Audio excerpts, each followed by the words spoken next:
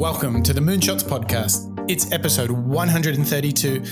I'm your co-host, Mike Parsons, and as always, I'm joined by the goal scorer, the king of the mountain, Mr. Mark Pearson Freeland. Good morning, Mark. Hey, good morning, Mike. I don't know whether I could ever claim to be a goal scorer. I think maybe at school I was probably in defense, a pretty, solid position, but I don't know whether I was ever the striker necessarily. Well, you need to take some inspiration from a rising star, I would say. I do, Mike. This is quite an exciting moment for us, isn't it? Because this is our second Rising Star series. Our listeners might remember we got into Michelle Obama, Wim Hof, James Clear, but today we're marking the start of a new series, Mike, by revisiting the one, the only Miss Abby Wambach and her book, Wolfpack.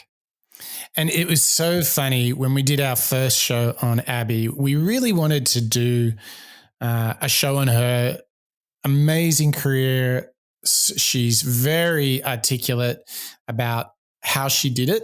And so there's a lot for us to learn from her. But, what is crazy is we weren't sure if you, our listeners, would find the connection with her. And boy, did everybody answer in a very emphatic way, Mark.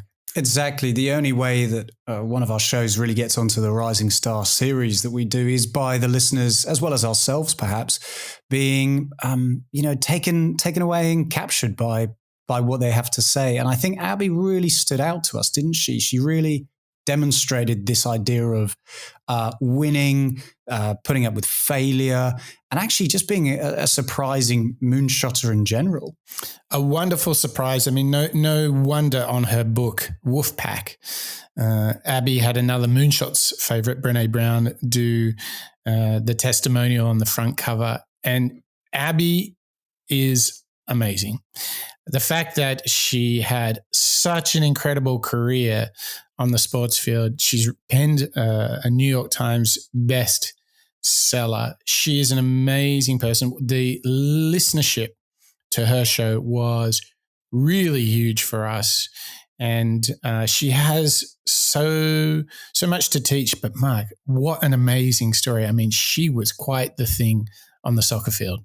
Yeah, well, when we did our show and really following her ever since then, she still holds all these incredible records. She's an Olympic gold medalist, as well as, Mike, you might remember, she's scored more international goals than any other player. Can you believe it? Yeah, and crazy thing is, just to give you a sense of it, she's roughly double the amount of international goals as Cristiano Ronaldo. She has won all silverware that there is to be won. And wait for the twist in the story, ladies and gentlemen. When she retired, she had to get a job so she could pay the bills. That's how underpaid she was. And yet, despite all that, you don't hear a word of bitterness, judgment, or resentment. What you hear is purpose and clarity.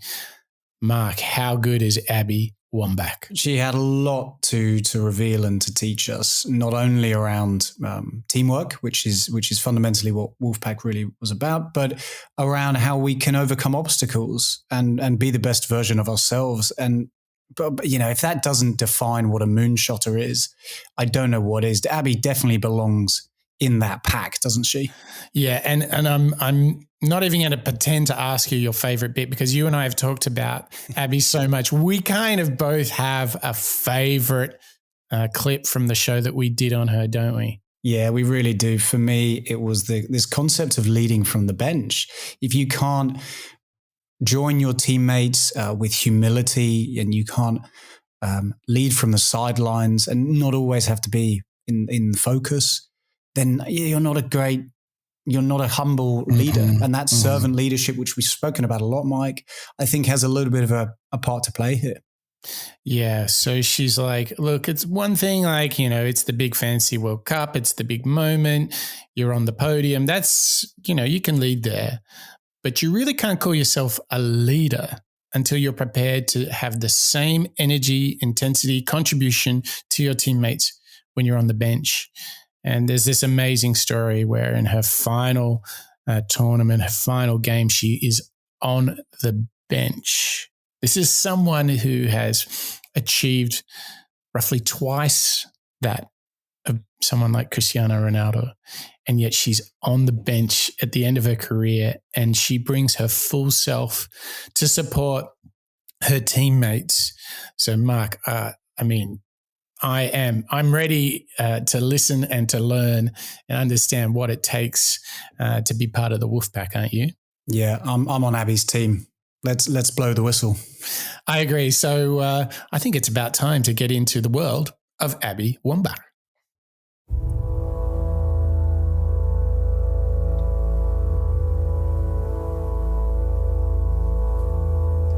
Forget me. Forget my number. Forget my name. Forget I ever existed. Forget the medals won, the records broken, and the sacrifices made. I want to leave a legacy where the ball keeps rolling forward, where the next generation accomplishes things so great that I am no longer remembered. So, forget me. Because the day I'm forgotten is the day we will succeed.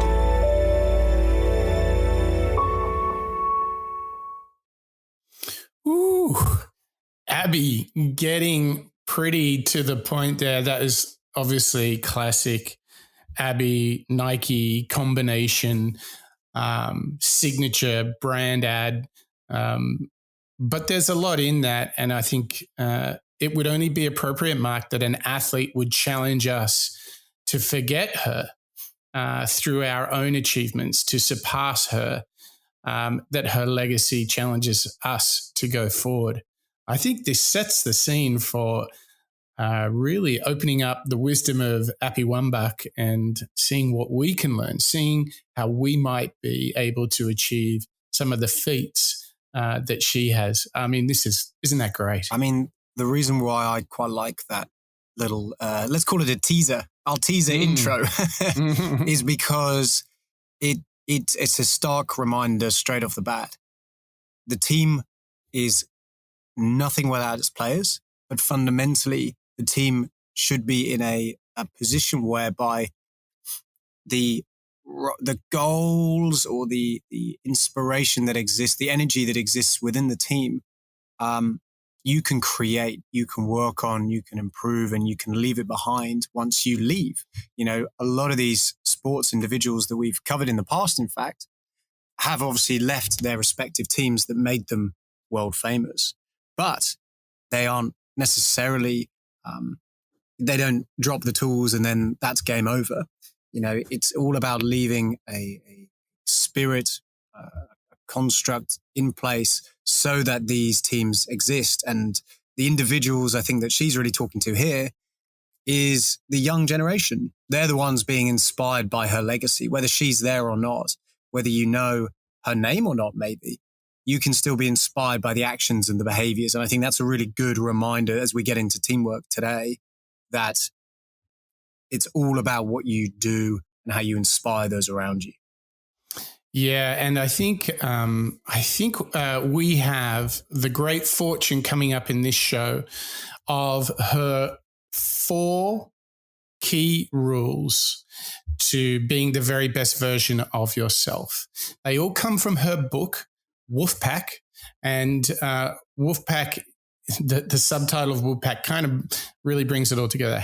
How to come together, unleash our power, and change the game. And it's got a signature opening comment on the cover from none other than Brené Brown, another Moonshot favorite. So this is, I am really excited to get into these 4 rules, but I feel that we need to actually, and this is a bit of an indictment of where things are. I think we need to just point out to folks, to our listeners, the achievements of Abby. I mean, she has Olympic gold medal. She has the world champs from soccer. She's been the FIFA World Player of the Year, right? So just so you know, that's across men and women. What an achievement, right? So this athlete that we have the chance to learn from, we said it earlier, she scored almost twice as many international goals of Cristiano Ronaldo. She was also awarded the ESPY, something that people like Kobe Bryant have also won, right? I mean, these achievements are off the charts. I mean, as an athlete, she is at the top, right? At the top. She happens to also be an author with a New York Times bestseller, right? Mark, this is so phenomenal that we have the chance to learn from someone like this. This is just like unpacking Michael Jordan, isn't it? She really is the Michael Jordan of soccer. Yeah. It's incredible. No, exactly. I mean, those achievements are fundamentally her legacy. And what I love about that teaser intro is, well, don't worry, forget me, because it's what I leave behind. It's just something that she's going to naturally say, cool, I've accomplished all that. What she's really calling people out and saying, I want to inspire you. I want to inspire my viewers and my younger generation to go out and know that the impossible is possible. And ultimately what she's done, all those amazing accolades you just read out, are seemingly impossible to go and get. Yet with her dedication, hard work, drive, like you say, the power that she talks about within her book, unleashing that and changing that game. That's what she's done. She's changed the game. So, well, talking about unleashing, Mark, I think we've now set it up. I think we can get into her 4 rules. And these are big, challenging. We might even feel a little uncomfortable as we explore them together. But this is exactly what we're here to do on the Moonshots podcast. It's learning out loud, asking ourselves, how can we do it like Abby? So, Mark, where do we want to start with these really, really challenging, these fascinating rules that could unleash our potential? Well, this is a fantastic story from Abby that really sets the scene about what inspired her from the get-go. So straight off the bat, we're going to hear about Abby's first rule in leading teams to gold is about not ignoring the valley of darkness, but using them to your advantage. Throughout my life, my pack has been my team.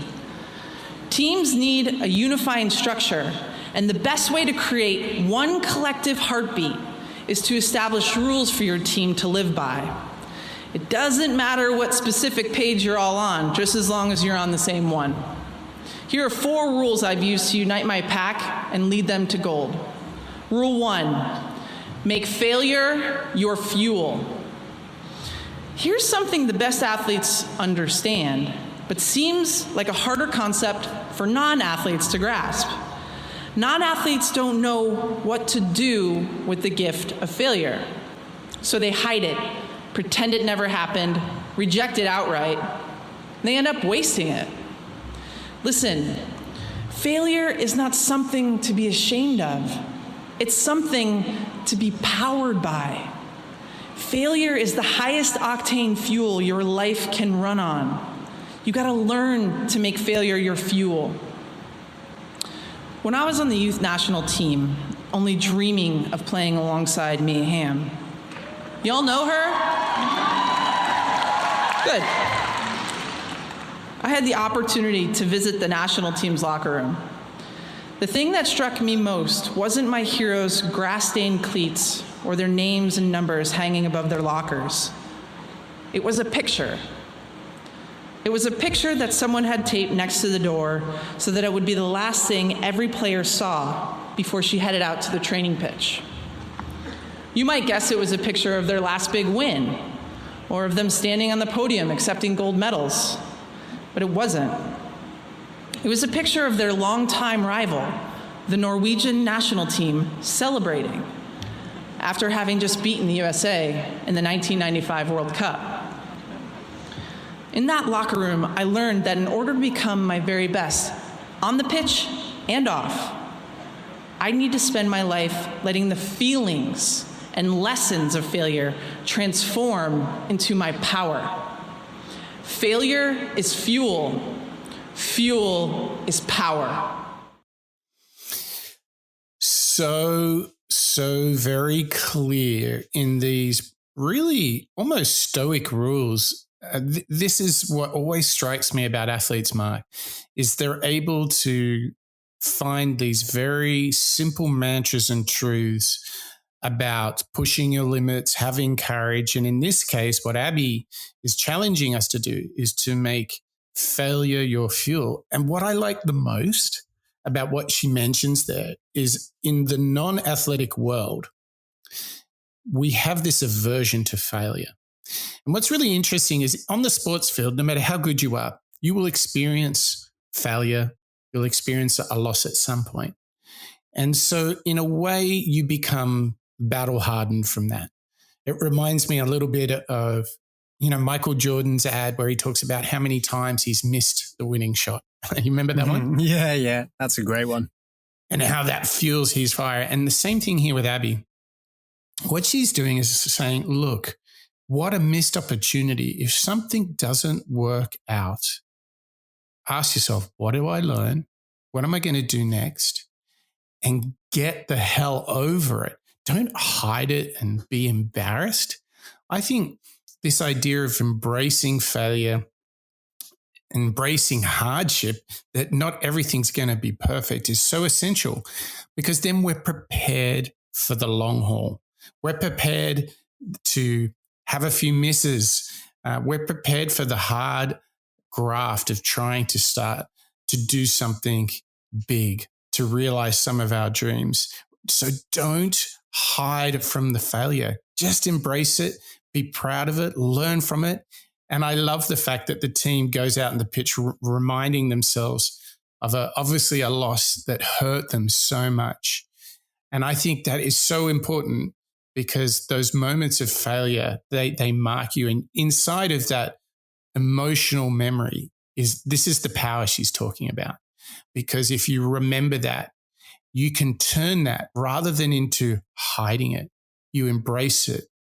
And in that embrace, you can find this desire to be better. And I think that is the first of many gifts that we can expect from Abby. What did you think, Mark? It's just such a consistent, valuable lesson or a bit of advice that our moonshotters have said to us before. But where I think it's nicely different from Abby's perspective is it's true, these values of darkness and learning from difficulties anywhere in the world, whether it's in the boardroom, in your career, or on the sports pitch. It's a physical, I loved her story because it's a really physical demonstration of visualizing the difficulty, looking at a photo of, that was us losing. Okay, well, let's work hard. Let's remind ourselves of that emotion. Let's work hard at remembering it as we go into this experience.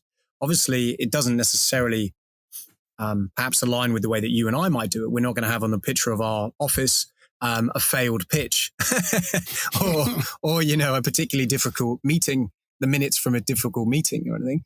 But, what I think is what really wonderful there is it just shows that visualization of, okay, well, what do we learn from that moment? And what are we going to go and do next? That's the tip here. And it's such a welcome addition, I think, to this concept of difficulty and embracing it and making it your own thing and owning it, that I just find Abby's direction really, really valuable here. This is great. Why do you think in the non-sporting world, why do you think we hide from failure so much? Why do we feel so guilty and embarrassed about it? I think there's a couple of different ways that I think about failure. And there's two prongs. One is your internal concept. And maybe the word is ego or pride. And that's thinking, oh, I don't want to embrace or acknowledge the fact that I worked really hard and it just didn't work, because it makes you feel like perhaps a failure. Perhaps you think, my best wasn't even good enough. Well, I'm not going to consider that. I know my best is good enough and that's it. So there's this element, and pride is too loaded a word, I think. Maybe it's just your own interpretation, maybe your ego. The second piece in my mind is more external. How do I look to others? How do I appear to my boss? Do I want to acknowledge that I did something wrong? I'm going to own up to it. I don't want to be vulnerable. I don't want it to reflect badly on my earnings report or my quarterly review. So this protection from both your own internal narrative and acceptance of yourself all the way through to how others accept you is where I think there exists this difficulty with accepting failure, accepting valleys of darkness and accepting difficulties. What do you think, Mike? Oh, man.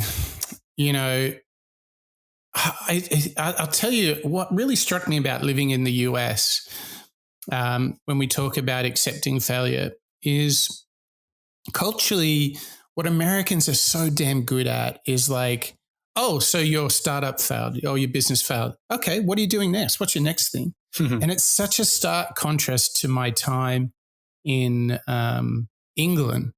When I lived in London, what was really interesting is I noticed, because I went from London to San Fran, is culturally the business environment in London was all about not making mistakes because of your status or how it might appear to others.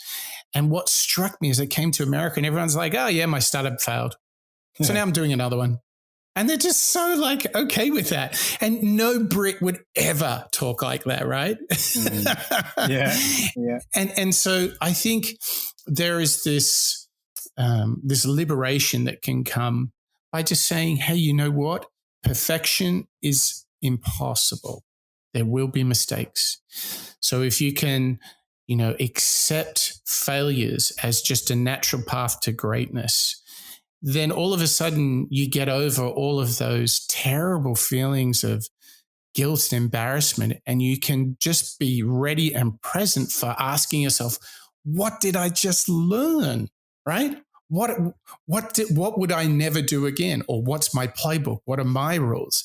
And that's why it's so good that when we have leaders like Abby who are prepared to admit what they stuffed up.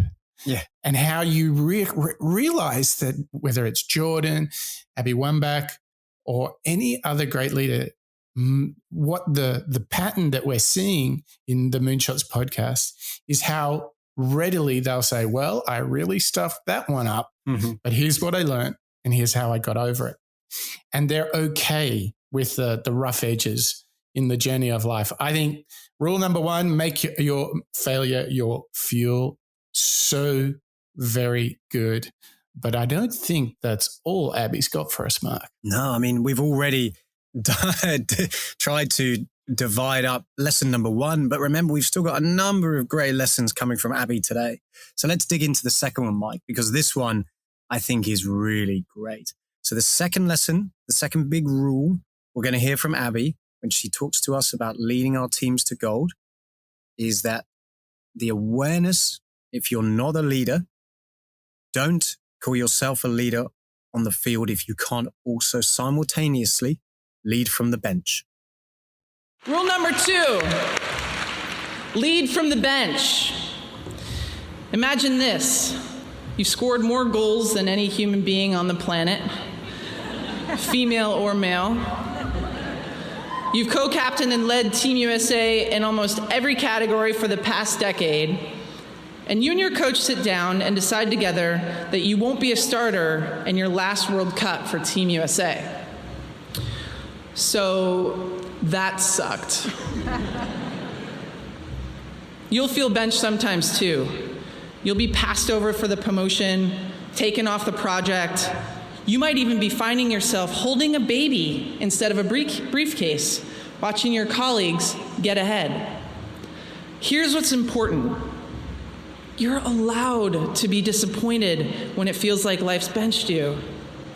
What you aren't allowed to do is miss your opportunity to lead from the bench. During that last World Cup, my teammates told me that my presence, my support, my vocal and relentless belief in them from the bench is what gave them the confidence they needed to win us that championship. If you're not a leader on the bench, then don't call yourself a leader on the field.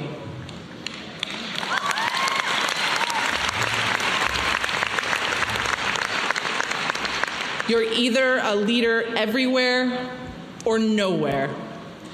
And by the way, the fiercest leading I've ever seen has been done between mother and child. Parenting is no bench. It just might be the big game. Wolfpack, wherever you're put, lead from there. Wow. Can you imagine the world's leading international goal scorer gets put on the bench for her last tournament? Oh my God. Oh. It would be hard, wouldn't it? It would be hard. Oh my gosh. But it's so true because, you could easily imagine an athlete being just a little pretentious. You've ascended to the greatest heights and then you're on the bench and you could have a little hissy fit. You could be a little grumpy, a little, well, don't they know who I am? But instead, what is really fascinating is this idea of, okay, I'll run the water on the field. I'll go in and get the kit ready before the game starts. I'll support the starting 11 to make sure they're ready to go. What do they need? How can I help? And I think that this selflessness, this giving of yourself to the team actually powers the team. When people know that even when players in the starting 11 on the field know that the players on the bench are doing everything they can to support, to motivate and inspire the starting 11, I reckon that is a huge inspiration. There's a certain confidence knowing that even those on the bench are doing everything they can for this win. So I'll do everything to get the win. I think this idea of putting the team first and not falling to the temptation of ego is of the highest importance. And what a great reminder, particularly, I think, building on the work we did with Patrick Lencioni. I think this is a bit of a new take here from Abby that we're getting specifically through her being an athlete, that you must lead when you're overlooked. You must lead when you're on the bench. What did you think, Mike? Yeah, for me, it's such a wonderful visualization. And again, I think it's quite easy to imagine when you listen to a sports person tell us this story. Perhaps it would be a little bit more difficult to imagine it in a boardroom. But the idea of being the captain and being benched, you can visualize that frustration, thinking, no, I've got to be out on the field. I've got to be the one scoring the goals. I'm leading the team. Oh, I'm on the bench. Well, I'm just going to be grumpy then. I'm going to cross my arms and I'm not even going to watch the game. It would be so easy to fall into quite a passive aggressive scenario. But what's so, what retains in my mind after listening to Abby just then is this idea of you can still be the voice. You can cheer on your team. Like you said, Mike, you can serve the water, whatever is the role that you choose when you are off the pitch, or maybe you're left behind in the office after all of your colleagues go to the pitch, or the pitch being the business pitch. It could be something that's still really intrinsically valuable that they couldn't do without. And it's that awareness of, A, being part of that team, but also B, being able to lead from afar. and still inspire those around you. It's really, I think, a little bit easier when you do hear it from an individual in the sports field, because you can imagine it. Yeah, I mean, I would just say that this is somebody who's won Olympic gold twice, been the FIFA World Cup champion. She's been the global world player of the year, and she got put on the bench in her last tournament. And I don't think many of us face a situation that humbling. Yeah. But if I translate it into common practice, I would say whatever your practice is, whether it's at work, with family, friends, on a sports team, be happy to be part of it. Give of yourself for the greater good, because what you can see here is we're already getting a sense that what Abby is really starting to suggest to us, and she's going to build on it in the second half of the show, that it's through doing this that we truly do find ourselves. And unless we are prepared to be humble and put others before ourselves, ironically, if we are selfish and egotistical, which are very self-serving, we will never actually find ourselves. And I think this is the gift that we're going to come back to time and time again through studying the work of Abby Wambach, a most amazing athlete, and so very much more. But hey, Mark, I think our audience must be thinking to themselves, they're loving Abby. They want to know more about Abby. In fact, we talked about Patrick Lencioni and all the other wonderful people that we have studied here on the Moonshot Show, 103 to be exact. My question for you, Mark, is if they would like to get a little bit more information, maybe get the show notes, maybe find out what other goodies are in our back catalogue, where do they go for such information? Well, they can all wander over to the playing field of www.moonshots.io. This is our repository and repertoire of all of the fantastic mantras that we've learned from some of our favorite innovators. You can listen to all 103 episodes once today's comes out. You can find information on our blog, lots of written articles there. And you can also sign up to receive our weekly newsletter to know when the next episode has come out. So moonshots.io. And because this Wolfpack of moonshotters that are listening to our show would like to contribute, I'm sure, I think there's one thing they can do on the website where they can actually be part of the show. Mate, what could they do when they go to moonshots.io that would inform what happens next on the show? This is a brand new feature that we've added to moonshots.io, which you can navigate to in the top of the website when you land. And it's called feedback. And we love hearing from our listeners, Mike. We love hearing what you guys, you're all at home, what you're listening to, which episodes are your favorites, who's inspired you the most, maybe even what lessons you're following through in each of your days. But we also love hearing your recommendations. Who would you like us to go and learn from? Who would you like us to learn out loud with? So please navigate to www.moonshots.io, hop over to our new audience feedback section and get in touch.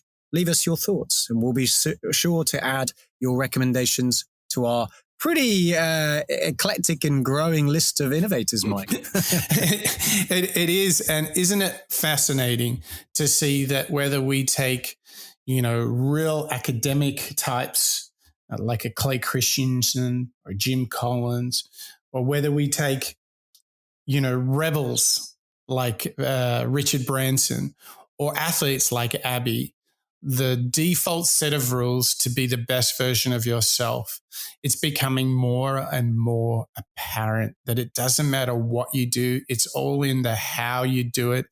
And we've got a feast of clips yet to come. And perhaps the biggest idea of all from Abby. But let's start now in the second half of the show. Let's dig in to this idea of you're not always going to be the star.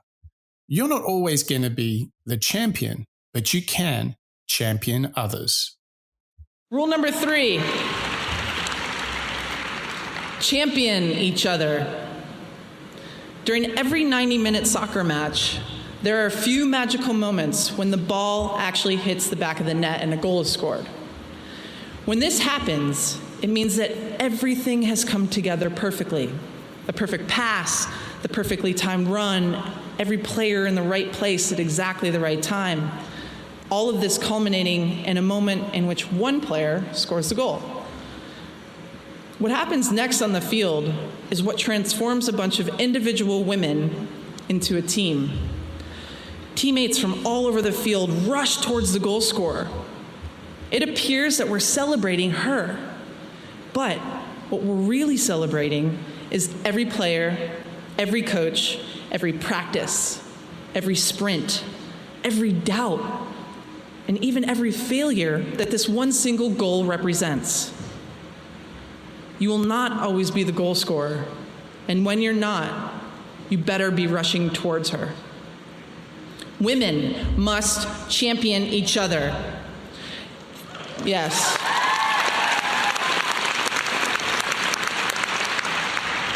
This can be difficult for us. Women have been pitted against each other since the beginning of time for that one seat at the table. Scarcity has been planted inside of us and among us. This scarcity is not our fault, but it is our problem. And it is within our power to create abundance for women where scarcity used to live.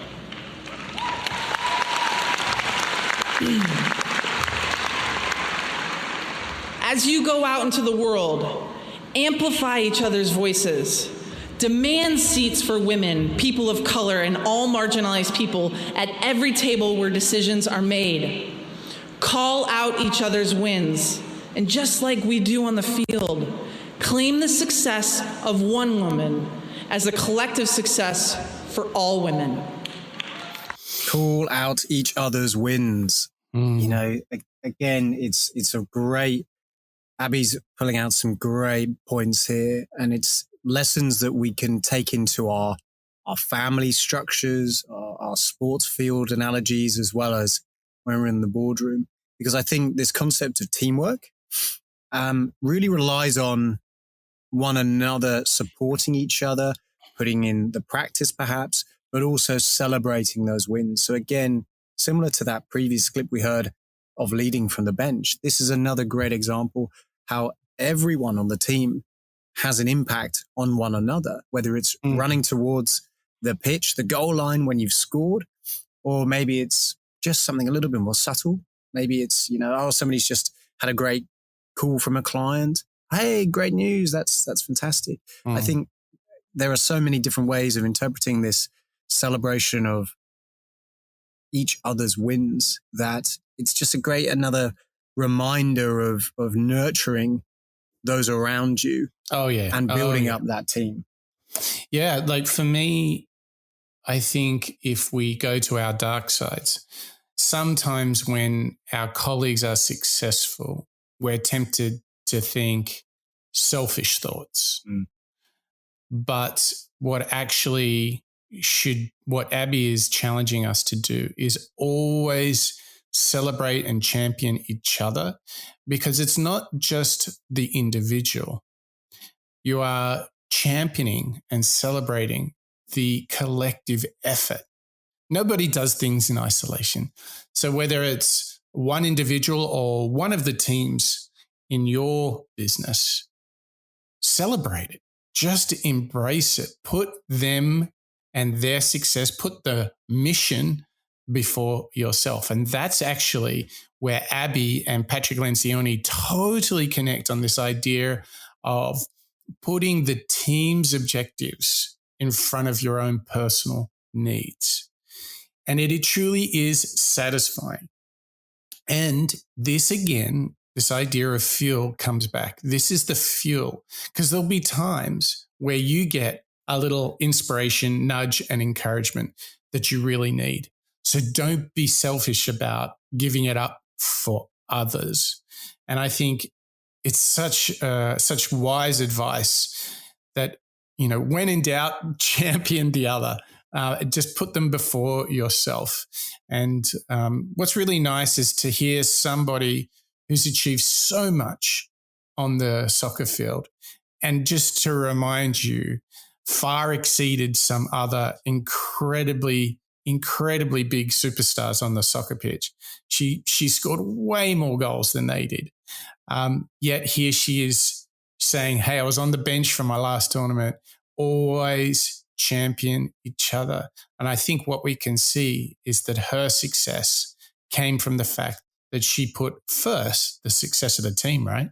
Yeah, that's exactly it. She always knew the priorities were to work as a team. Going back to that earlier clip about legacy, it's all around not necessarily all for her, but everything that she's inspiring around her, the movement that she's creating with the players as well as the younger generation. And championing each other comes off the pitch into the boardrooms, into our lives, onto the streets. And, I think it is just a really great moonshot example of thinking about these challenges in the world and reappropriating them into, okay, well, I'm not going to let it stop my behavior, but I'm going to go out and make a difference. Yes. And, we've got a bit of a formula right now, leading from the bench, championing each other, embracing failure. But her fourth and final rule brings things squarely back on oneself. And when the moment comes, Abby has some very powerful and challenging advice. When the moment is of the reckoning, you must only do one thing: demand the ball. Fourth rule, demand the ball. When I was a teenager, I was lucky enough to play with one of my heroes, Michelle Akers. That's right. She needed a place to train since there was not yet a women's professional league. Michelle was tall like I am, built like I'd be built, and the most courageous soccer player I'd ever seen play. She personified every one of my dreams. We were playing a small-sided scrimmage, 5 against 5. We were 18 years old, and she was, Michelle Akers, chiseled, 30-pound, 30-year-old powerhouse. For the first 3 quarters of the game, she was taking it easy on us, coaching us, teaching us about spacing, timing, and the tactics of the game. But by the 4th quarter, she realized that because of all this coaching, her team was losing by 3 goals. In that moment, a light switched on inside of her. She ran back to the goalkeeper, stood 1 yard away from her, and screamed, "Give me the effing ball!" And the goalkeeper gave her the effing ball.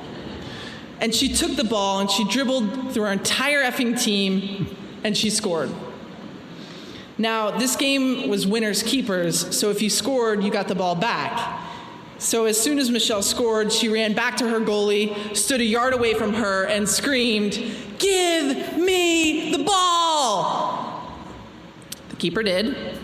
And again, she dribbled through us and scored, and then she did it again. She took her team to victory. Michelle Akers knew what her team needed from her at every moment of the game.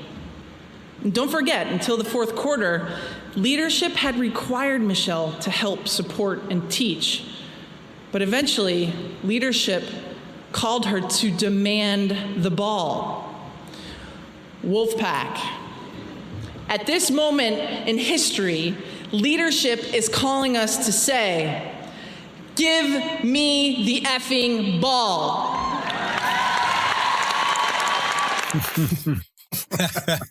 That's great, isn't it?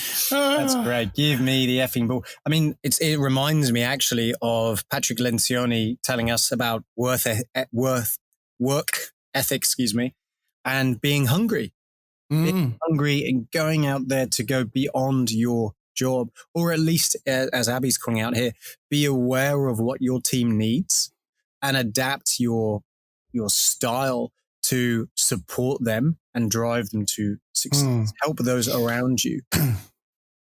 I think she's challenging us to do that, but I think she's challenging us to do more, which is to borrow from Brené Brown. She's saying, step into the arena. When your team needs you, you've got to stand and be counted. Stand, be counted, be in that arena. Otherwise, you don't have the chance or the right to comment, to give feedback, to complain if it didn't work, unless you've been in there trying your hardest. But if you're the one that has the thing that could make a difference to the competition, to the game, to the effort, to the project, you need to demand the ball. You need to step up. And let's be honest, what we see at work is times where you're like, hey, like, don't you know how to do this? Or, hey, where's so-and-so we could really do with that help right now, right? Yep. So why do you think people don't demand the ball, as Abby would say? Well, I'm it's probably sounding a little bit like a broken record, but maybe it's going back to my 2 comments from earlier. When you don't want to accept criticism or difficulties, there's an internal monologue as well as an external one. So the internal one in that scenario, in this scenario, would be, I'm not going to ask for the ball because I don't want to get in trouble. I don't want to say, hey, everyone, I think I can help, and therefore be exposed to more workload or a harder deadline, or maybe even the chance that it doesn't go well and suddenly I'm attached to that failure. Yeah. And I'm like, and then you can imagine that the conversation head is, I don't want to step in because, hey, this is a mess. And then it'll all be my fault if it doesn't work out. But if it's your calling, if it's your thing and you're naturally talented, if this is where your effort should be, then you must demand the ball. You must demand it. You must enter it, because that's for the good of the team. Right. You can, if you know how to make that difference and you think your help can be welcomed and valuable, you owe it as a right to those around you to go and give it a go. So when there's a moment in work, say, and it's time for us to step up, what do you think we should say to ourselves, Mark? What should we remind ourselves of to go in and demand the effing ball? I think when you perhaps are noticing things floundering a little bit, maybe there's feedback that you've given that isn't being accepted or used, perhaps. Maybe there's a moment in our careers or moments of feedback with team members when you can see, it's not quite working. Okay, well, let me lead by example. Let me step in and show you guys. Here's something. Maybe it's a bit of design, or maybe it's a questionnaire that you're taking to a customer. Maybe it's stepping in and saying, okay, guys, look, let's have a pause. Don't worry. Time out. Here's an example of what it could look like. Now tell it back to me. Does this make sense to you? Do you guys see why this might be better than what we were doing beforehand? But go even earlier though, like, because you're guiding us into what to do. But what happens if we're not sure if we want to demand the ball? What do we tell ourselves then? Oh, I see. Yeah, it's the emotional. You're sitting on the bench, and you're on your phone checking the latest news. I think you've got to, as Patrick would say, and as Abby says here, you've got to accept that vulnerability and know I can make a difference. I know I can do it, and you've got to be willing to go out and give that a go, and be exposed, and be comfortable with knowing that, okay, well, no matter what happens, it's going to be a valuable experience for me. Yeah. And I'm going to give you a great stoic question that can unlock when we're sitting there wondering if we should demand the ball. And it's the question, that if you really accept, it's very powerful, which is what is the worst that can happen. Mm. And if you truly entertain and become comfortable that, in fact, there may be failure or maybe not. But if you can truly accept that, that will be the thing that once you have actually attacked the gray, attacked your fear, once you've truly done that, then this, strangely enough, will help you overcome your fear of failure because you've named it, you've called it, and you are still really accepting that, yes, this might not work out, but I go forward regardless. This is this power that she talks about in making failure your fuel. And when you're sitting there and thinking, I should really jump in and demand the ball, just say, hey, what's the worst can happen here? And accept that that may be positive or negative, but that you go forward regardless. This is really the big unlock. Don't be paralyzed with imagining all the terrible things and all your reputational damage. Get over it. Just accept that that might be a possibility. Name the enemy and just move on and do it. Demand the ball. Give everything you've got, because when we do that, when we champion ourselves and champion the team, that's where you discover on the other side of all of that is your true self. And that is stepping into the arena, as Brené Brown would say. I mean, it all connects together, doesn't it? It all connects together. And I mean, Mike, just before we move on, I just want to pick into the naming the enemy. Mm. It reminds me again of Abby's first rule. Make failure your fuel by visualizing maybe a lost game. Maybe it's a photo on the wall.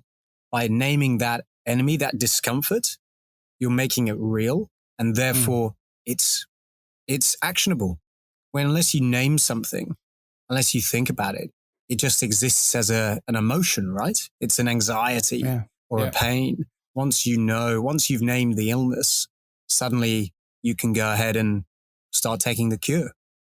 That's right. And then you take on a bigger picture, a broader view you can set upon your journey, because you've learnt this body language, this default behavior of when the time is right to demand the ball. And I think this brings us to one of our last clips on Abby, which is really about thinking beyond the here and now, but taking the hard road, right? And she's got some great advice on how we can play the long game. I would say courage is kind of like that quick thing that you can have immediately. Kindness is a way of being. And then wisdom is like the long game. Being wise about the decisions that you make today, that you can understand in your head and in your heart that it will affect your life in 5, 10, 15 years. If somebody's trying to sell you a fast track to success, be cautious. Walk up to people with curiosity instead of judgment. Wisdom has everything to do with who you want to become.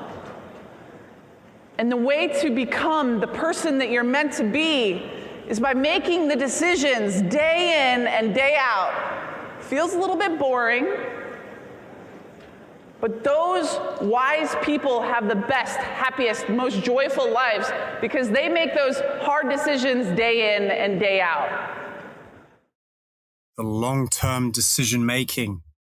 It reminds me of that great quote, Mike, do something today that your future self will thank you for.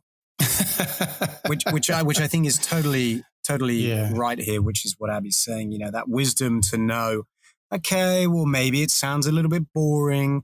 Maybe it's not what you want to do right now, but in the long term, having this wisdom, or what you and I have referred to in the past, this long-term vision. Yeah. Avoid those short-term reactions and consider that long-term vision and the long-term behavior. Don't cut corners, right? That's what she's saying. Like, take the harder road because you'll be thankful for it in the long term. Yeah, exactly. I think that's great. Well, we've got one last thought. It was a bit naughty of us, Mark, but it's the most important thing that Abby has ever learned, and we've held it back. What evil producers of this show are we? But I want you all to keep in mind now as we listen to this last clip from Abby Wambach. I really want you to think about how selflessness, about how humility, about putting others first, and being part of the Wolfpack, being part of the team can really help you discover what you're all about. So for the last time on this show, let's have a listen to Abby Wambach. Be careful what you wish for, Barnard. They forgot me. But that's okay. Being forgotten in my retirement didn't scare me. What scared me was losing the identity the game gave me. I defined myself as Abby Wambach, soccer player, the one who showed up and gave 100% to my team and fought along my Wolfpack to make a better future for the next generation. Without soccer, who would I be? A few months after retirement, I began creating my new life. I met Glennon and our 3 children, and I became a wife, a mother, a business owner, and an activist. And you know who I am now? I'm still the same Abby.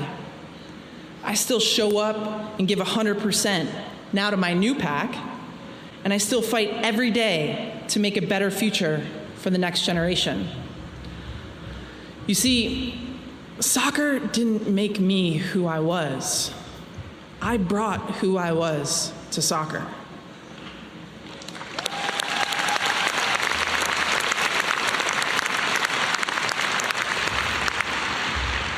And I get to bring who I am wherever I go.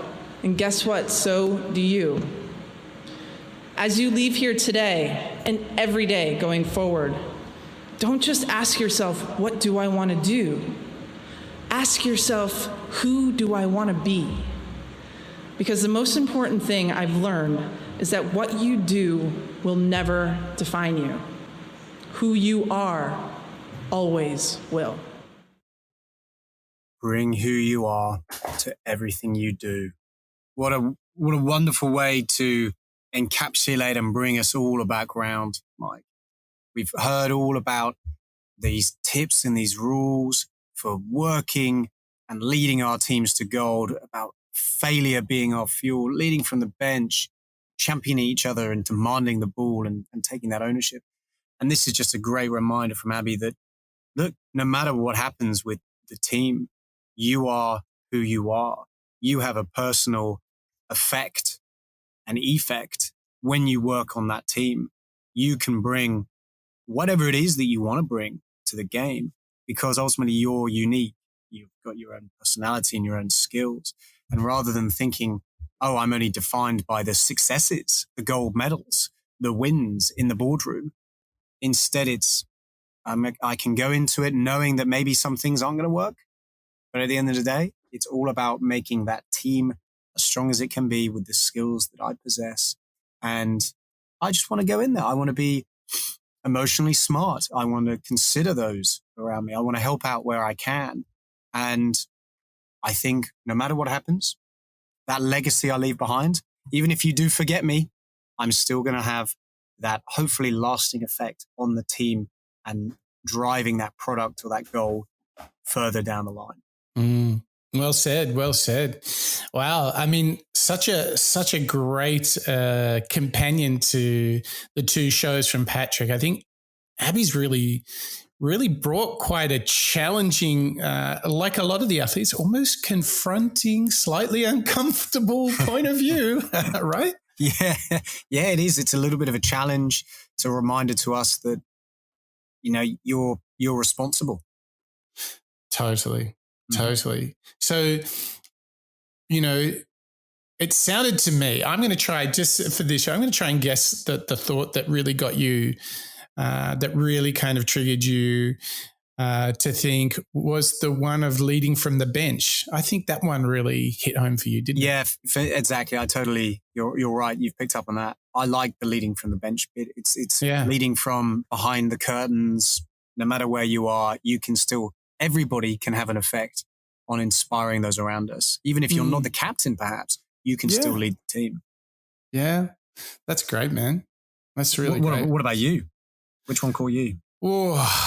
I must say I liked that one. Probably making failure your fuel is the one that really spoke to me. You know, the embracing hardship thing. Maybe that's my 2020 theme. No, I like that one too. I'm sure everyone can relate. Well, Mark, listen, I want to say a big thanks to you, and I hope to see you leading from the bench like crazy, because I'm going to try that too. Does that sound good? I love that. I'm there. Yeah. Well done. Well done.